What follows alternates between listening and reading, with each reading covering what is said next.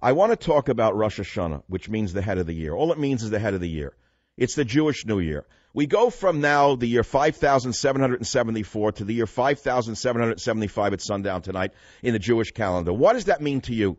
Probably nothing.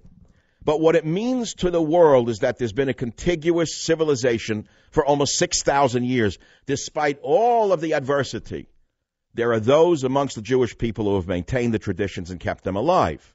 Almost 6,000 years of the traditions of the Jewish people. So when you say Judeo-Christianity or Judeo-Christian society, I think you need to study a little bit more about what the word Rosh Hashanah means. It's actually a very happy holiday.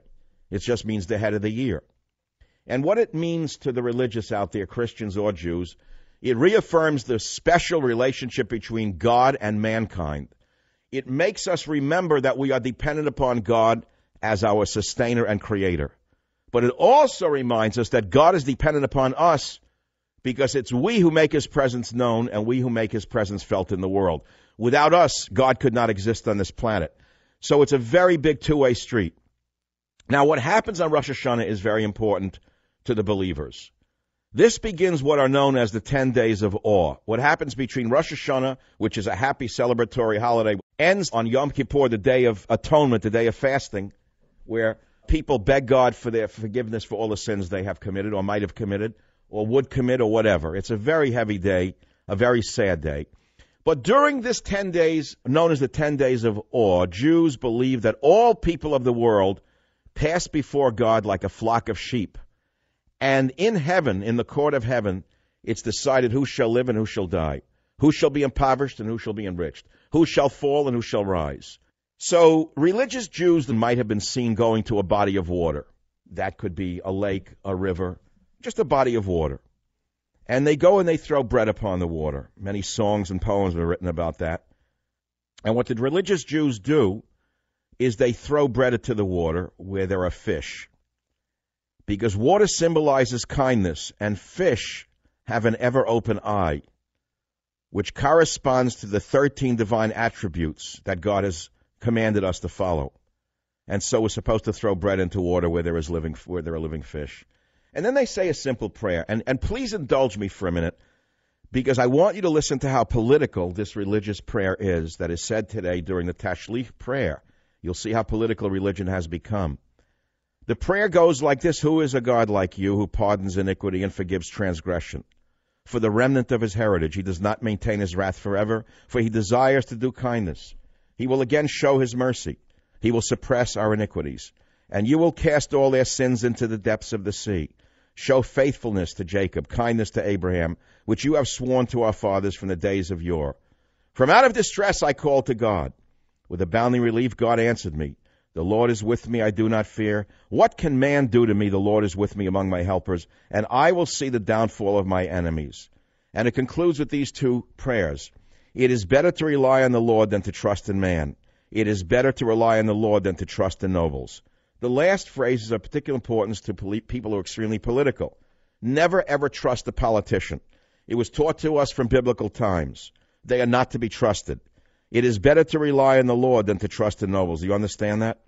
So that's one of the foundations of this Rosh Hashanah holiday, that you may see religious Jews in your neighborhood not know what they're doing with the black outfits, throwing bread in the water. You think they're nuts. Meshuggah, what are they doing? Another one of the elements of Rosh Hashanah is this sounding of the ram's horn in temples around the world at sundown. And it has a certain sound. Neil, will you play that one now? This is the sound of the shofar, which is read in temple after the reading of the Torah. Can we hear that, please?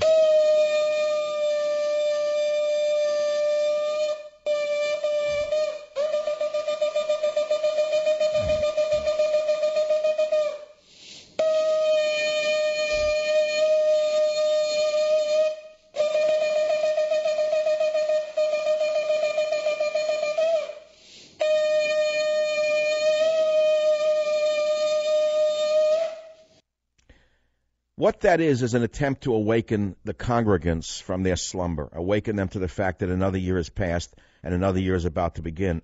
But more than that, in my interpretation, it's a very deeply mystical sound, the blowing of the ram's horn. The mystics, the Jewish mystics who study the Kabbalah, believe that angels are formed from the blowing of the ram's horn. And these sounds, the tekiah and the shevarim, the teruah and the tekiah, all of these sounds ask the angels to intercede favorably on our behalf to atone for all of our sins. And we're asking God to hear our voice, to help us live in kindness, no matter what has been done to us, no matter what has befallen us this day or the day before, whether it be physical or financial or personal or in your love life, or you lost a mother or a father or a child. You're saying to God, I still love you. I understand that I rejoice in your word like one who finds greatness anywhere. And thank you for giving me the wisdom to understand you, God, because it takes great wisdom to understand God. It's not that easy to understand God. In fact, in an age of cynicism, it's very difficult to show any belief in God. People are very cynical today. But you should understand that many people around the world, Jewish or Christian or other religious people, have called to God in their days of distress, and they can tell you over and over again with absolute certainty that God answered their prayers. I'm not going to go into a schmaltzy story about my life, but it happened. It happened, and it's very important that I tell you that I personally know that God exists, precisely because we can't see him, he exists. That's what human beings need. And so, therefore, as I say to you, religion is paramount to our society and to our civilization. And so, since the primitives who believe in religion amongst the Jews, beginning with Rosh Hashanah and the 10 days of awe, they believe, even the most cynical actually probably has a semblance of remembering of being a child, during which the father may have said to him, mind your step, son, you're entering God's temple, and over the next 10 days, God is going to judge you whether you're written into the book of life. Like, oh, man, okay, I don't want to, I'm young, I'm 8 years old, I don't want to be wiped out. You watch your step, you blow that nose, you brush those teeth, you do your homework, you don't tell any lies, you polish that apple for your teacher, do everything right over these next 10 days because God is watching. So the child, believes in that. Then you become a man, you become cynical. Who believes in that? That's for a kid. And yet there's an awful lot of adults who actually believe God is watching them in these days. So they do certain rituals. They blow the shofar. And they say, blessed are you, Lord our God, King of the universe, who has granted us life, sustained us, and enabled us to reach this occasion. Well, what does that mean? What do you mean God has granted us life? Isn't it Obama who's granted us life? What do you mean sustained us? Isn't it welfare and food stamps that sustain us? What do you mean God has enabled us to reach this occasion? Isn't it Obama who has enabled us to reach this occasion? Well, to some it is, but to most who understand that God preceded Obama, there actually is a God. And there will be a God after Obama. And they do ask God to inscribe them in the book of life. But what's a very interesting fact that you don't know is that during the Rosh Hashanah period, when the men are praying and the women are praying, they say in Hebrew, remember us for life, inscribe us in the book of life for your sake, O living God. So you're saying to God, for your sake, inscribe us in the book of life. What does that mean? Why would God want us to be in the book of life? Why does he want us to live, not to die? I say this is one of the most important questions that I, as a spiritual man, could answer on the radio from my perspective.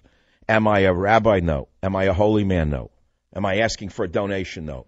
Am I selling you a survival item to cash in on it? No. Am I selling you a Savage Bible? No. I'm giving you one man's interpretation of that very meaningful prayer where the religious man says, God, inscribe us in the book of life for your sake. Why do they say for your sake? Why is it for God's sake they would want to inscribe us? Because without man, God could not exist on this planet. Do you understand that? And do you know how that differentiates us from the atheists? As good as they may be, some atheists, and as wonderful they may be, and as great shepherds they may be of the earth, they don't even understand what they're doing in the big picture.